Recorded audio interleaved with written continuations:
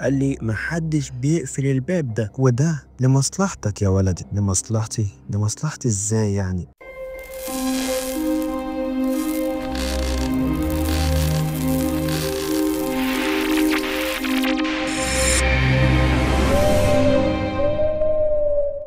ايه يا ملهمين، عاملين ايه؟ انا بعتذر جدا على الغيبة الطويلة دي، بس كان عندي اخر امتحانات في حياتي الدراسية، فادعولي بقى اتخرج على خير.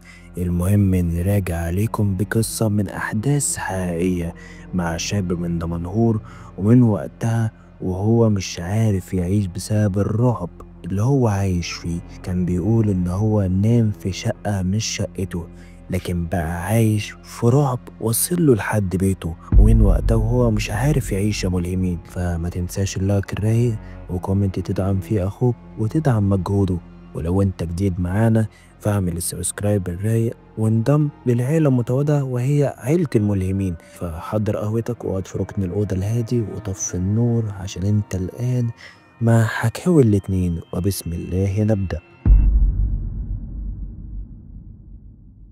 أنا شاب واسمي حسن. القصة دي حصلت معايا من فترة وكنت فيها لسه طالب في كلية تجارة، وكنت بشتغل في الصيف في شركة نقل صغيرة بحكم إني كنت بصرف على نفسي وكده. الشغل كان بسيط، إن أنا كنت بودي أوراق أو طرود لأماكن معينة، وأحيانا بنبيت في محافظات بعيدة على حسب الشغل وكده. في الصيف 2013 كنت راجع من شغل في دمنهور، والتأخير حصل وما كانش ينفع أرجع على بيتي. المدير كلمني وقال لي بات الليلة دي عند عم شوقي، ده حارس المخزن القديم بتاع الشركة وبيته قريب من هنا وكده. فأنا فكرت في الموضوع بأن المسافة كده أقرب وبالمرة أرتاح، فوافقت وكده. المكان كان شبه مزرعة وفي بيت صغير قوي من دور واحد، باين عليه إن هو متهالك، بس اللي شدني أول ما دخلت هو السكوت التام. هدوء مش طبيعي مال المكان بجد لدرجة ترعب يا ملهمين. عم شوقي كان راجل كبير في السن، صامت ووشه مش مطمئن خالص ومريب بشكل غريب قوي. قال لي هتنام في الأوضة اللي على الشمال وما تقفلش الباب، ودي كانت حاجة غريبة قوي بالنسبة لي. سألته ليه؟ قال لي محدش بيقفل الباب ده، وده لمصلحتك يا ولدي. لمصلحتي؟ لمصلحتي ازاي يعني؟ اسلوبه كان غريب قوي، وانا حسيت بغرابة في كلامه، بس قلت امشي الامور واهو اخلي الليلة دي تمشي على خير ونخلص. دخلت الأوضة، ريحتها كانت غريبة قوي، وريحتها كانت أشبه بريحة طين معفن. الفرشة على الأرض باين إنها ما اتغيرتش من سنين. قررت أنام وخلاص، طب هعمل إيه يعني؟ بس قبل ما أنام شفت على الحيطة حاجة كده أشبه بالنقش، مش رسمة لأ، كأن حد كتب كلمات بالعربي القديم أو السرياني، حاجة كده مش مفهومة يعني. الساعة كانت 1:30 بعد منتصف الليل. قمت مفزوع، ده لما جالي إحساس إن في حد بيتنفس جنبي بصوت واطي وتقيل. فتحت عيني بس ما لقيتش إن في حد. قمت من مكاني على طول، لقيت الباب الأوضة مقفول، ودي كانت الصدمة بالنسبة لي واللي خلت الخوف يسيطر عليا وعلى تفكيري كله، لأني كنت سايبه مفتوح زي ما عم شوقي قال لي بالظبط. طب إزاي ومين اللي قفله؟ فرحت أفتحه، بس لقيت إن الباب ما بيتفتحش خالص، أكنه حرفيا مقفول بقفل وترباس ومتدكن عليه كمان. أنا الصراحة وقتها اتجمدت مكاني لما سمعت صوت جاي من ورا الباب. أنا جيت أخيرا، صوت بقى كأنه صوت ست، خافت وهادي بس مليان غل. بصيت ناحية الحيطة اللي فيها النقش، لقيت الكتابة بتنور، حرفيا بتنور يا ملهمين، وكأن حد بيمسحها وبيكتب مكانها، بس مش بإيده لأ، كأن كيان بيكتبها وهو مش ظاهر. الكلمات كانت بتتغير وكل مرة بتظهر جملة غريبة: هو اللي خلاني أعمل كده، هو اللي خاني، هي لسه مستنياك، وعدناك. دي الكلمات اللي كانت بتظهر على الحيطة وبتتغير. فضلت أتراجع ناحية الحيطة التانية، لقيت فيها مراية مشروخة، أول مرة أخد بالي منها وإنها هنا أصلا، بس الانعكاس فيها مش بيعكسني لأ، ده بيعكس أوضة تانية فيها نفس الفرشة، نفس الشباك، بس واقف فيها بنت شعرها سايح على وشها ومش مخلي ملامحها باينة خالص، مش باين من كتر الطين اللي فيه. قربت من المراية، هي كمان قربت، بس فجأة المراية وقعت اتكسرت على الأرض. سمعت صوت صريخ طفلة جاي من جوه الدولاب. جريت افتحه، الدولاب لقيته فاضي، لكن جواه في ظهر الدولاب كده في وش محفور، وش بنت بعين مفتوحة، التانية مقفولة، وعلى طرف بقها موجود حاجة غريبة أوي، مكتوب مش هتمشي قبل ما تفهم. فضلت أخبط على الباب واصرخ وأعيط لحد ما فجأة الباب اتفتح من تلقاء نفسه. طلعت أجري بره، لقيت عم شوقي واقف في الصالة ماسك سبحة وبيقول بهدوء: انت فتحت الباب اللي محدش بيقرب له، مش هتخلص منها بسهولة. فضلت واقف والرعب مسيطر عليا، ورحت مقرب منه وبقول له: هي مين دي؟ هي مين دي اللي انت بتقول عليها؟ بصلي وفضل ساكت ومردش عليا، وقال لي: روح نام علشان بكرة تمشي من هنا.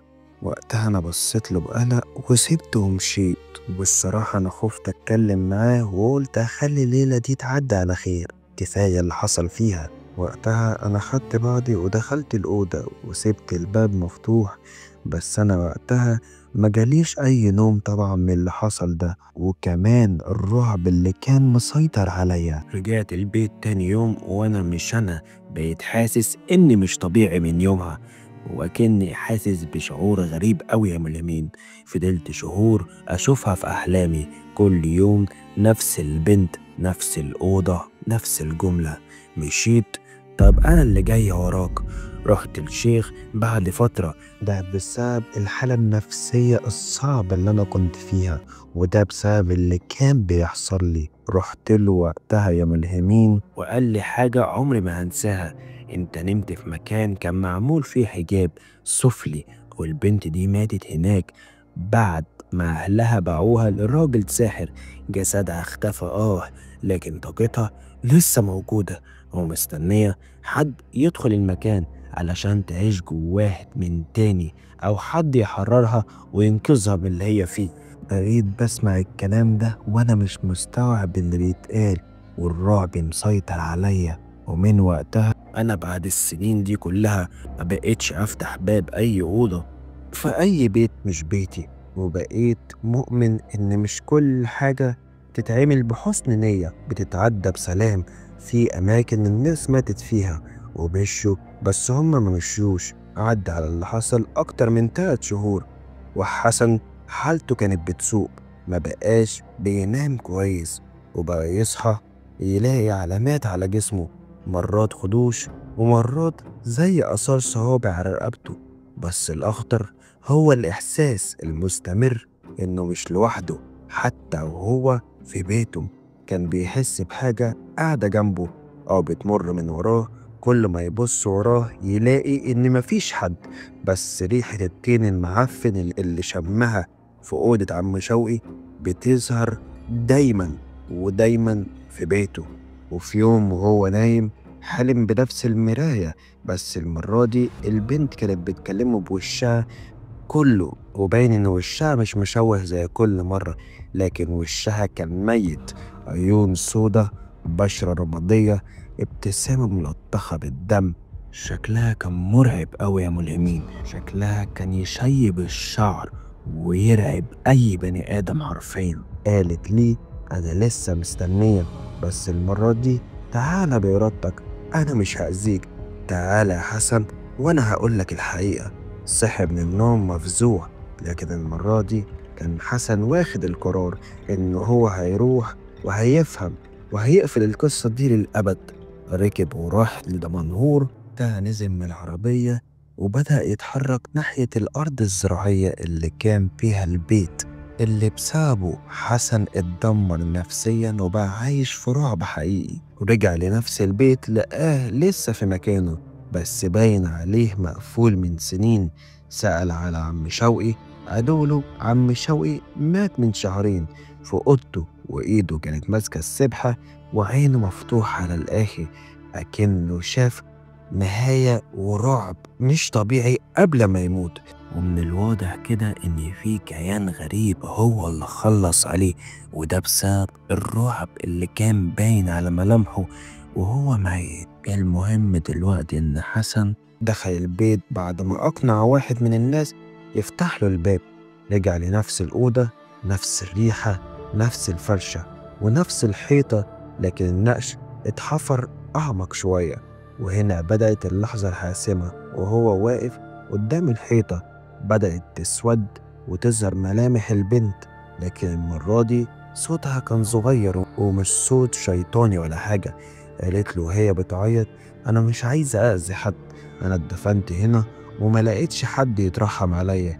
الحجاب كان معمول عليا، حبستوني هنا سنين وكنت مستنية حد يشوفني بس كلهم بيهربوا. حسن قرب وقال: طب انت عايزة ايه مني بالظبط وانا هعملهولك وهريحك من العذاب اللي انت فيه. قالت لحسن بكل هدوء: عايزة اتدفن بجد، عايزة جسمي يترحم عليه ويترحم من العذاب اللي هو فيه، مش هكون مربوطة في أوضة ومرمية في الريحة والضلمة دي. كفاية العذاب اللي أنا بتعذبه هنا بقالي سنين ومش عارفة أخرج منه ولا حتى روحي ترتاح. ساعدني في إن أنا أخرج من هنا بسلام. في اللحظة دي حسن حس بقوة بتسحبه ناحية الأرض، بس لقى تحت الفرشة حاجة ناشفة، تحت المرتبة اللي حسن كان مفروض نايم عليها قبل كده، رغم إن هو ما كانش حاسس بأي حاجة ناشفة أو أي حاجة من اللي هو حاسس بيها دلوقتي. والصدمة هنا يا ملهمين إن حسن لقى حاجة ما يتخيلهاش عقل بشري بجد. وللأسف إن هو لقى جثة البنت، جثة حقيقية باين عليها متحللة، لكن الشعر لازق في الجمجمة وحواليها أوراق مكتوب عليها كلام سحر وحجاب مدفون وكده وطلاسم وكلام مش مفهوم. خرج يجري راح للشرطة. حسن حكى لهم الأول فضحكوا عليه، بس لما شافوا المكان ولقوا الجثة الأمور جدت. الطب الشرعي أثبت إن الجثة البنت ماتت من أكتر من 30 سنة. الخبر انتشر، الحجاب اتفك والمكان اتقفل رسمي. لكن حسن من يومها ومن يوم ما شارك في دفن الجثة وهو بيقول: من اليوم ده ما بقتش بشوفها، بس في كل جمعة بقرا الفاتحة ليها وبقول ربنا يرحمك ويعطي اللي كان السبب جزاؤه. نصيحتي ليكوا يا ملهمين بنصيحة حسن: لو دخلت مكان وحسيت في حاجة مش طبيعية ما تحاولش تفسر دايما بخيالك. أوقات في أرواح كل اللي محتاجاها حد يسمعها، لكن لو طنشتها مش هتسكت. وبحذرك دايما ما تعملش حاجة بحسن نية لو انت في مكان مش مرتاح فيه وحاسس ان هو غريب وممكن يعود عليك بالخراب.